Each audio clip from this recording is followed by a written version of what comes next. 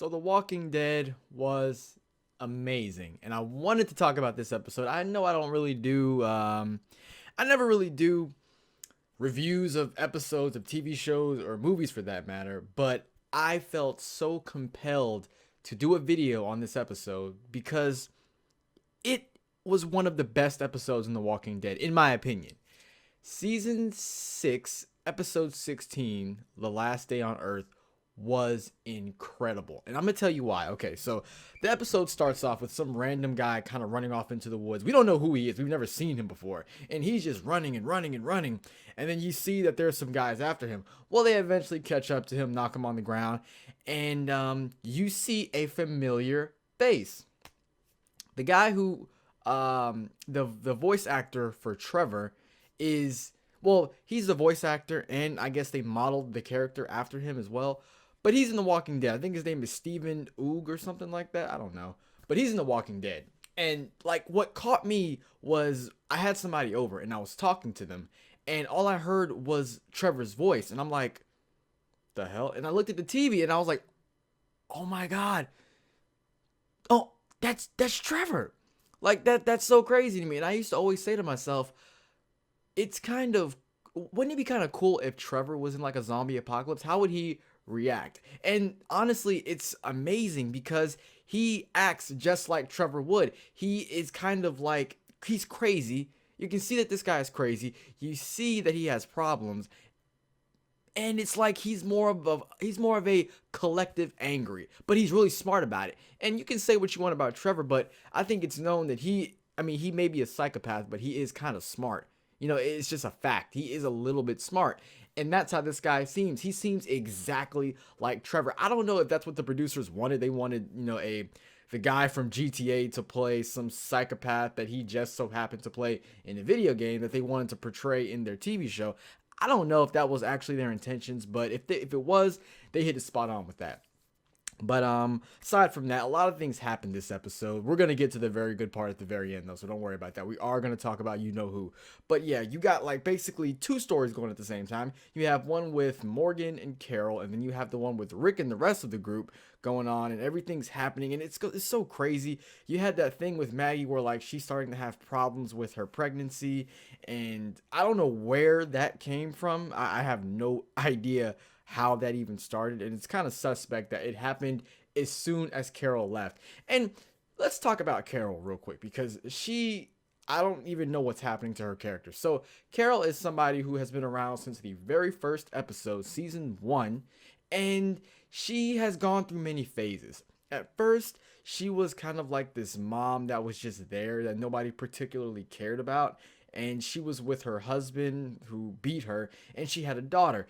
Well, I'm not gonna spoil it if you haven't seen it, but things have gone on in her life that it's taken a toll on her. Okay, it's taken a really tough toll, and it made her transform. She went from this weak person that we just all wanted to die to being this most heroic character, and she's such a badass. When the wolves started attacking Alexandria, I think that's what it's called, Alexandria, she like dressed up as one of them and started just killing people. She is just a badass now, and she was never like that. She was always that person who ran and hid in a corner. Now she is one of the men on the front line. She is a soldier. She fights now, and now she went from weak person that we all can't stand to heroic person that we love who's a complete badass, and now she's kind of like on a suicide journey. It's like all of a sudden she's lost the will to live, and I kind of don't get that because where did that come from? I know the episode when it happened, but I don't know what made her become this kind of person again. Like, well, it's kind of hard to, I can't really put my finger on it, and it's kind of hard to explain, but I don't know what caused the sudden change because she was such a badass, and now she's like, I'm leaving the group, don't come after me. Like, where did this come from? It's so random and weird. And I know in the comics, I could be wrong, but I think in the comics, she let herself get eaten by walkers, I believe, because she lost the desire to live, something like that. I could be wrong, but I think that's what happened. And that's what's going on now. She's kind of like she's actually lost the desire to live. She really has. There was a point in the episode where she's kind of balled up in her corner, like with blood all over her, and Morgan finds her, and she's just like, "Go away." She was at some point in the episode, and this is gonna be a spoiler, so if you don't want to hear that, you better just mute this video for like 2 or 3 seconds. Before she got shot in the leg and in the arm, and she was basically asking the guy to kill her, literally asking the guy to kill her. That's crazy. I just don't get it. So I don't know what caused her change. Hopefully we can find out in season 7. Well, I mean, not hopefully, we are gonna find out in season 7, because I doubt they'll kill her off without any explanation. It just won't happen. But so yeah, Carol, she's completely taken a turn for the worst. She went from pathetic, well, I want to say, but yeah, kind of pathetic. How should I phrase this without being too harsh? She went from not so likable character who always complained and was just always in the way, to heroic badass who killed a bunch of bad people, then to just like suicidal depression. And she never spoke to anyone about it, which is also really weird. She never came to anyone and said, "Hey, I'm going through this." Like, she just kind of took it upon herself to just get up and leave. So I don't know what's up with Carol. Hopefully we can find out soon and put that behind us, because I don't want her to die, honestly. I think she is one of my more favorite characters in the show, and I would hate to see her go from being depressed and just letting somebody kill her. I just don't want to see that at all. But moving on. So you have that whole thing with Morgan and her, and they're basically just going back and forth. She's basically telling him to go away because she just wants to do this on her own. Do this. What I mean by that is basically just go her own way, go her own path. I'm guessing she just wants to find some kind of peace and die, and that's her thing. But Morgan is not letting her. Aside from that, you have the whole thing with Rick and the group. They all team up together. They get in the RV just like old times, and they're driving down the road, right? Because they have to get Maggie to a doctor up in the hilltop. And because she's having problems with her pregnancy, they have to get her there, and they're just driving in the RV, and then they pull up to a bunch of saviors, and they're just kind of sitting there with like guns, AK-47s, just like waiting for them to come out the RV. So the first run in, and now keep in mind, I said the first run in. This is not the first run in they get with saviors. The first run in, they get out the car. Rick talks to them. They talk back. And now keep in mind, these are the same people who caught up to that one guy. Remember the guy that I explained in the very beginning where he was running and they tackled him down and I said Trevor was there? These are the same people from that moment. And they were in the middle of the street. They had a conversation, and Rick had asked, I'm just going to call him Trevor because I don't even know his name, and that's just who he is to me. So Rick had asked Trevor, never thought I'd say that, but Rick asked Trevor, "Do you want this to be your last day on Earth?" And I thought that was really intimidating. I was like, damn, that like, damn. So he asked him that, and he gave back some kind of speech, which was really interesting. And then they all got back and they left, because what had happened was when Rick and the group got outside the RV, Trevor basically said, "Give us all your stuff, and we might just kill one of you." And it was like, I mean, obviously Rick wasn't gonna go for that, and at that moment, surprisingly, it didn't turn out as bloody as I thought it would have been, because I could have swore somebody was gonna die. Like I actually, and Rick said something along the lines of, I forgot what he said, but he said something really clever back. And they basically just had a discussion back and forth. It was really one of those moments where, okay, you're expecting action to happen. You're expecting for something to really go down, like something serious. But at the same time, you're not, because you can see that that's nowhere to have a gunfight. It's really nowhere at all. It's literally like the same amount of people on their end with Rick's group, and they're all in front of the RV with no actual cover whatsoever. And Maggie is still inside the RV, so if bullets get to flying, there's a good chance she might get hit, and she cannot take that right now. So they have Rick and Trevor have a conversation. They go back and forth. Eventually, Rick and group get back into the RV. They pull off and go in a different direction, and they're just driving and driving. And then they end up coming to another roadblock, and it's a bunch of saviors. But this time, it's more of them. Believe it or not, it's way more. And they're just sitting there, like they're really waiting for them. And then to be more intimidating, one of the douchebags starts shooting the gun, like he just randomly starts shooting in the air, looking at them like, "Come on, come outside the RV." Like, why are you backing up? So they seen that, and Rick said, "No, just back up. This is not gonna work at all. We got to get out of here because that's too many of them, and that's not a fight that we can handle." Or rather, yeah, I think he says like 16 of them or more, something like that. So they backed up. Then they end up finding another roadblock, and then that ended up just being a dead end. So they had to detour again, and it's like so much detouring. Now, keep in mind, I'm not really mentioning Carol and Morgan that much because not much really happened in their side of the story. Stuff did happen, but not as interesting as Rick and the rest of the groups. So as things go on, you see that the group is really starting to, well, Rick in particular is really starting to get affected by this. And then they end up coming to another roadblock. Yes, there's just so many of them. It's like a certain who is he knows that Rick and them are out, and he has men like at every possible road stopping them from where they need to go. And because I guess he figured at some point Rick and the group are going to try to go to the hilltop, so he just basically put like a huge roadblock everywhere. And so they ended up coming towards another one, and this one was clever, but it didn't fool me, because what they did was they ended up chaining up a whole bunch of walkers. And well, I don't want to spoil that part, but I guess I'm kind of spoiling. Well, I wouldn't say I'm really spoiling a lot of this. I'm just kind of telling you what's happened, but I'm not telling you what's happening, but I'm really not giving too much detail into it. The only one I gave a little bit of detail in was the scene with Trevor and Rick. That was it. But and I didn't even give that much detail in that. But yeah, they come across another roadblock, and it's just one roadblock after roadblock after roadblock. Eventually, they finally run out of gas. Well, they're starting to run out of gas, so they got to pull over. They pull over, and they realize, this is really taking a toll on Maggie. Maggie's really being affected by this. She needs a doctor. She needs a doctor quick. So what they do is one of them gets in the RV, tries to look for gas, while the rest of the group heads to the hilltop with Maggie. Like they get one of those little stretch. They make like a little makeshift stretch bed thing or whatever, and they got to take her there.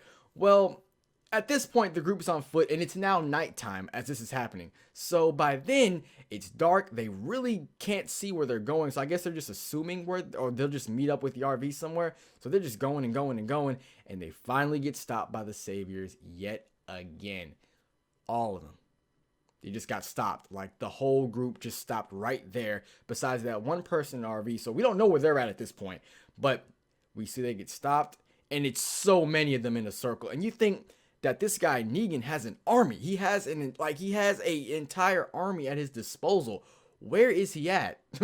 To where he can control so many people. Like, wow, like how does he do that? He's like the governor, but better. He's what the governor should have been. So we finally get to a point where everything comes to a pause.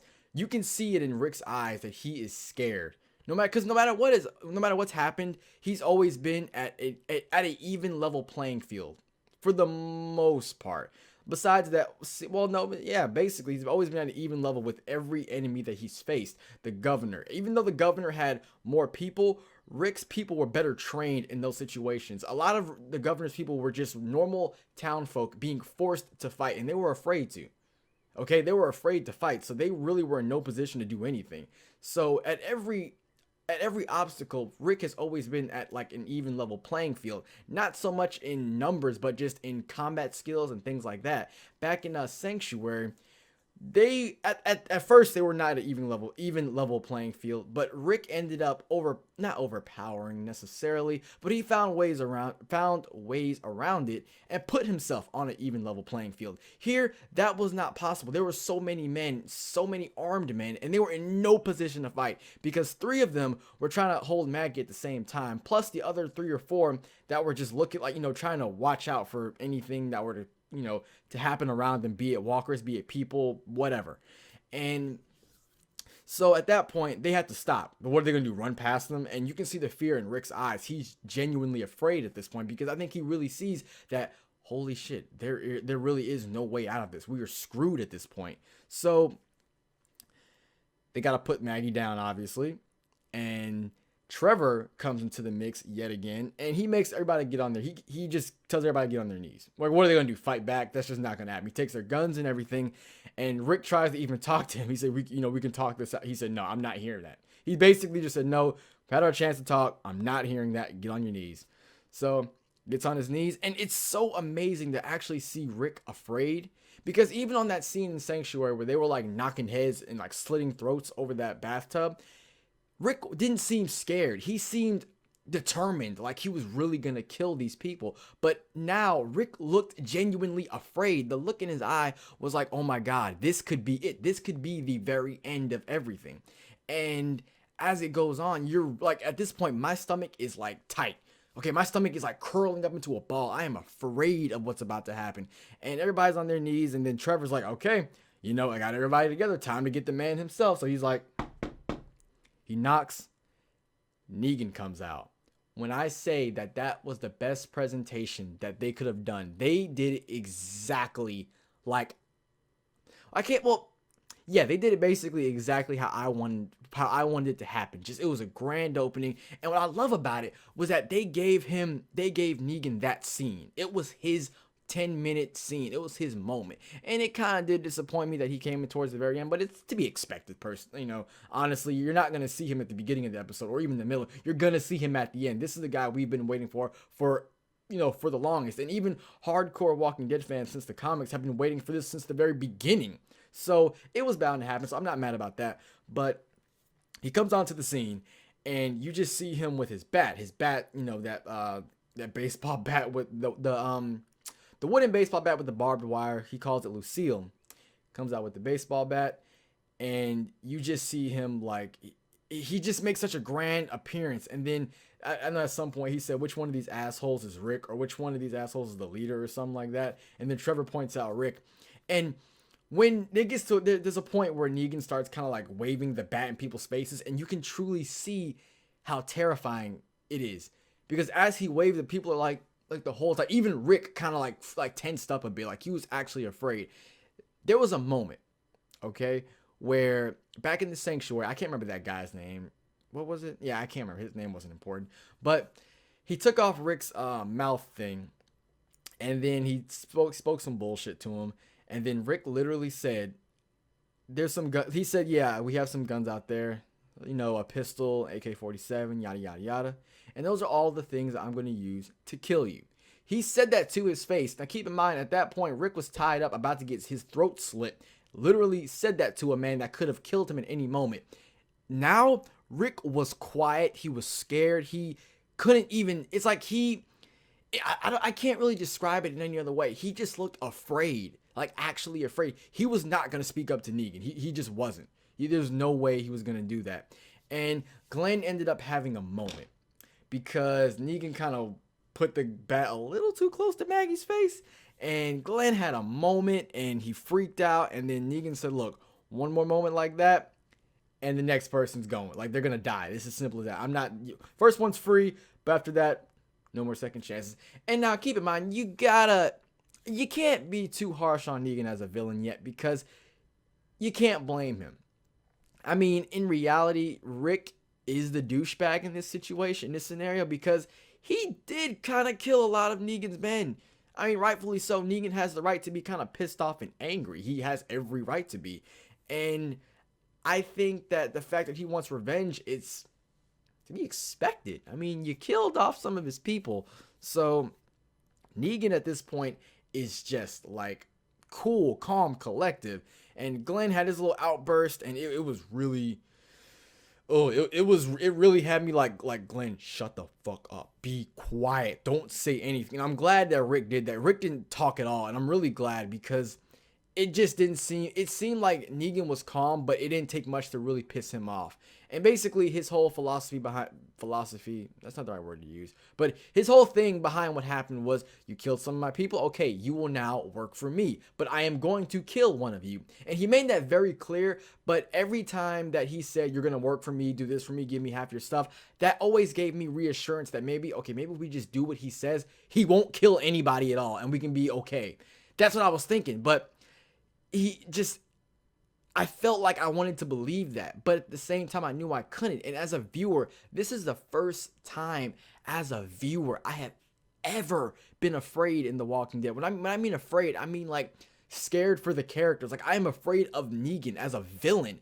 I've never been afraid of the governor or anybody in Sanctuary. Like they just didn't matter to me. Like I mean, well they mattered, but I felt like the governor was more of somebody you had to worry about.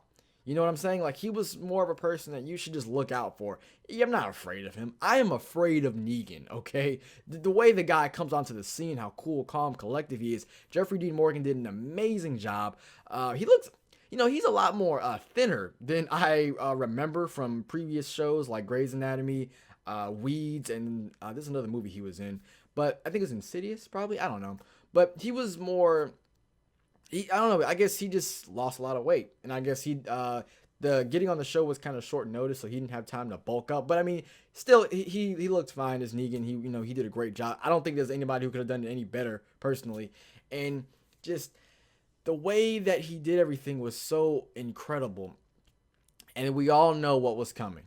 Okay, somebody has to get Lucille. Somebody has to.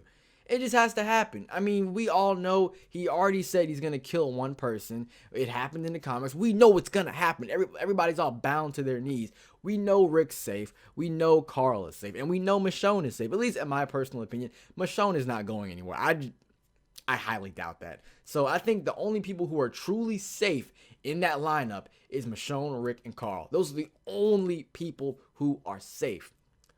Well, the time comes where he's like, okay, well, basically one of you got to die. So he starts getting his bat and he goes like, eeny, meeny, miny, mo, catch a tiger by his toe. I'm not sure if he said it like that. But basically, he's just going down the line of people waving his bat around and he keeps going and going. But he's not going like eeny, meeny, miny, mo. He's kind of like eeny, meeny, miny, mo. He kind of said it out of sequence. I can't really do it exactly how he did, but he didn't do it like how you or I would do it, where we're like, eeny, meeny, miny, mo, catch a tiger by, so all that crap. He kind of did it in a really different way, which I really, really liked because it really put up suspense. And then after he was done, he was kind of like waving it back and forth, and he showed everybody, like as he put the bat in front of everybody. And then he said something, but he said you. And they don't show who it is exactly, but all you see is like a first person perspective of Negan. Basically, you are the person he's about to kill, is what it looks like. And he said something so freaking cool. See, Jeffrey Dean Morgan is perfect for this because he said it's so cool. He was like something along the lines of, if anyone screams, anyone hollers, take out the kid's eye and feed it to his father, or something like that. It was so cool how he said it. And matter of fact, let me see if I can find the audio. Anybody moves, anybody says anything, cut the boy's other eye out, feed it to his father, and then we'll stop. That is so cool. I mean, I can't even. It's just so cool. It's just Jeffrey Dean Morgan is a great Negan.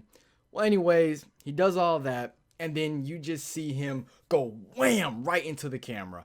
And that first shot, it's like, it's a first person perspective, so all you see is just the head go down, and then it just kind of comes up like it's really woozy, but blood's coming down. And something about the way he swung that bat, like the way he just came down, seemed so vicious and scary. And I was even more afraid, and my heart kind of like, it stopped for a second. My stomach really tightened up. And then he just starts wailing, just bam. And he's like, oh, what a champ. And he's like laughing about this, and he's just going down and whamming and just completely laying into whoever this person is. We have no idea who it is. Sorry about that. There are so many theories all over right now about who it might be. I'm gonna make a separate video talking about that because there's a lot of things to say on that particular topic, and we're already running on 24 minutes, which is kind of crazy. But basically, to wrap everything up, we got left on a cliffhanger, which really sucks because I feel that a cliffhanger in this late into the series isn't a good idea because I wanted Negan to leave me with I wanted Negan to break my heart. Okay, I wanted him to kill off somebody that I really cared about. That way, when I come back into the next season, I'm already devastated, so there's not much more he can do to me. I'm already sad, and I already fear this guy at this point.